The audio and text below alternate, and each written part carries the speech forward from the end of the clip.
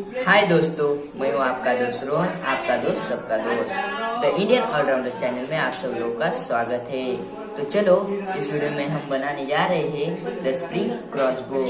तो चलो इस वीडियो को स्टार्ट करते हैं।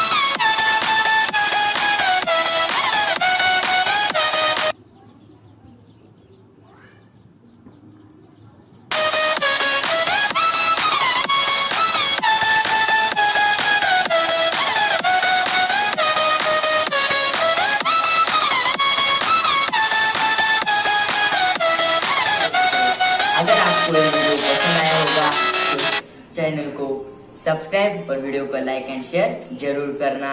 तो ये देखो हमारा जो स्प्रिंग क्रॉसबो तैयार हो गया है। ये देखो अच्छे से देखो, और ये देखो। और इस वीडियो में मैंने ना जो इसकी जो रे होते बाण होते हैं ना, वो मैंने नहीं बनाया है। तो अगले वीडियो में मैं इसे बनाऊंगा और इसका पावर भी आपको दिखाऊंगा। तो चलो बाय बाय दोस्तों।